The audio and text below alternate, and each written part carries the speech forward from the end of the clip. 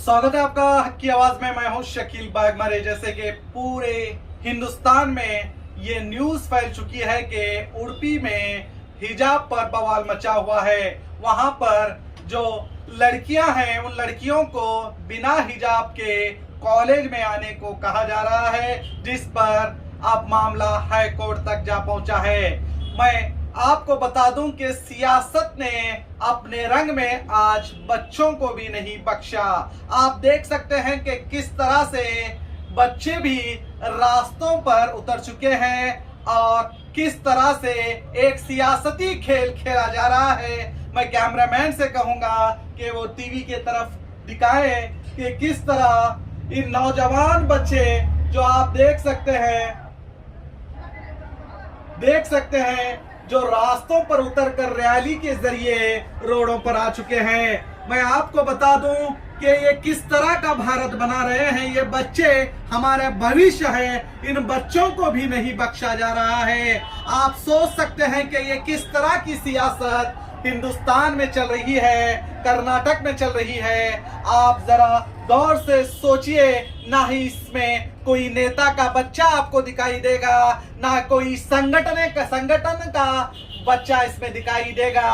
अगर दिखाई देंगे तो वो आम इंसानों के बच्चे ही होंगे।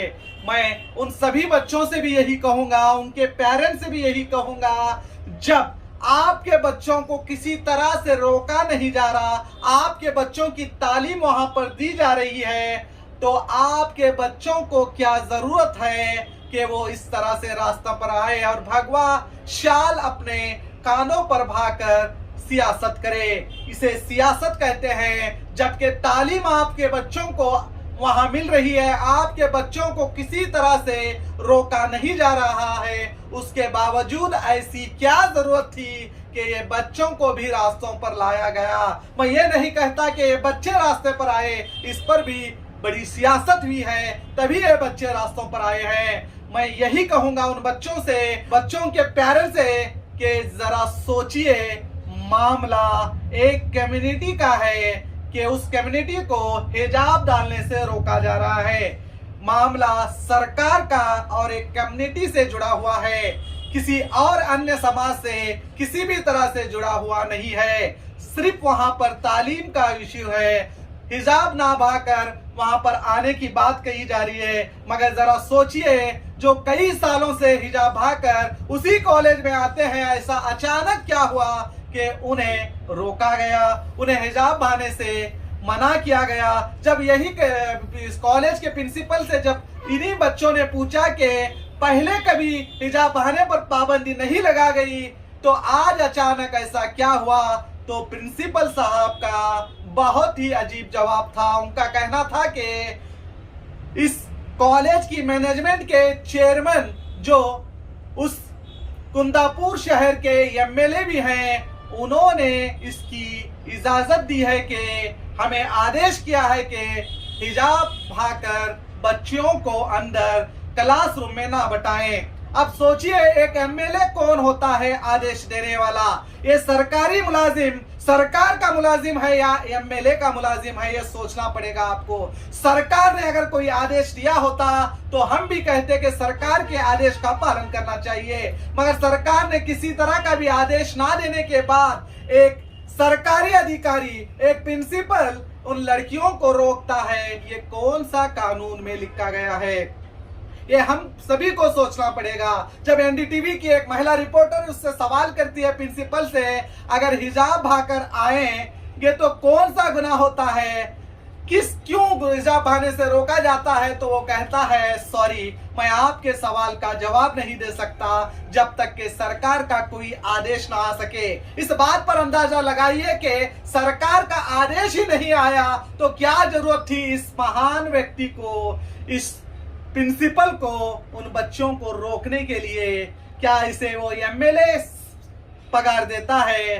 क्या उसका घर एमएलए की पगार से चलता है? जबकि उसकी सैलरी भी जो होती है वो हमारे जनता के ही जरिए जाती है, सरकार के जरिए मिलती है। वो सरकारी मुलाजिम है, ना कि एमएलए का गुलाम है। मगर यहाँ पर सीधे सीधे पता चलता है कि ये एमएलए की गुलामगिरी कर रहा है। और ये मुद्दा इतना इसको भड़काया गया, जबकि ये मुद्दा इतना था ही नहीं।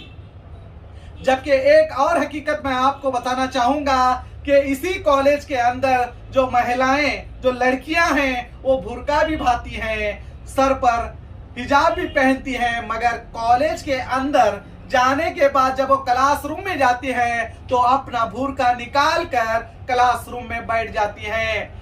तो इसका मतलब उनके सर पर हिजाब रहता है। हिजाब अगर है तो कौन सा ऐसा गुनाह हुआ, ये सभी हिंदुस्तान के नागरिकों को सोचने की जरूरत है। जो बच्चे आने वाले कल के भविष्य हैं, उन बच्चों को किस तरह से रास्तों पर उतार कर सियासत की जा रही है। कई दिनों से ये मामला चल रहा है, तकरीबन 8 दिनों से ये बच्चे रास्तों पर हैं और बच्चों में किस तरह सियासती जहर जो अपने होठों के हासिल करने के लिए हिंदू मुस्लिम किया जाता था, आज एजुकेशन के नाम पर उन बच्चों में जो जहर बहाया जा रहा है हिंदू मुसलमान का, ये कहां तक सही है, ये सब हिंदुस्तान के नागरिकों को सोचना पड़ेगा।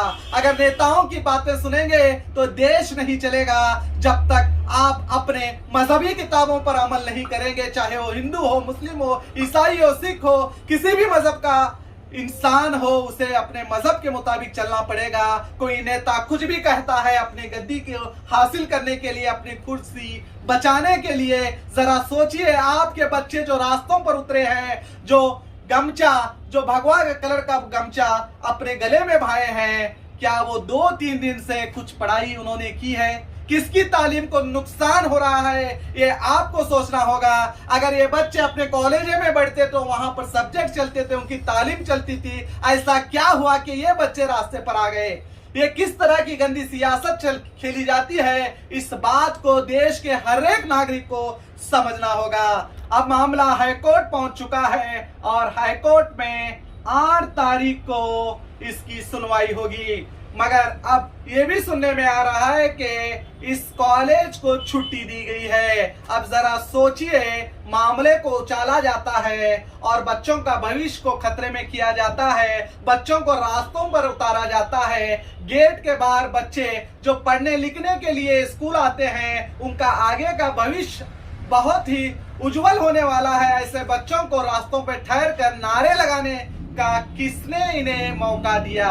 ये सबसे अगर इस मुद्दे में किसी की गलती है तो वो इस इदारे के प्रिंसिपल की है। प्रिंसिपल को आदेश सरकार का जब तक नहीं आता, जब तक इस तरह की गलती नहीं करनी चाहिए थी, मगर उसने गलती की, मगर उसके गलती पर भी उसे शाबाशी दी जा रही है। अब ये मामला हाईकोर्ट तक पहुंच चुका है और 8 फरवरी को इसकी सुनवाई होगी, मगर इस बीच ये मामला और ज्यादा गंभीर होते जा रहा है। इसे राजनीति माहौल में उछाला गया है और अब हर जगह कर्नाटक में इसके खिलाफ मुस्लिम समुदाय भी रास्तों पर आ रहा है और रैलियां हो रही है। मैं यही कहना चाहता हूं कि हिंदुस्तान की जनता से कि क्या इंडिया के अंदर सिर्फ यही मुद्दे रह चुके हैं कि इंडिया में कोई और मुद्दे नहीं है? आज भी कई गरीब रास्तों पर सोते हैं, उनके बारे में कोई आवाज नहीं उठाता।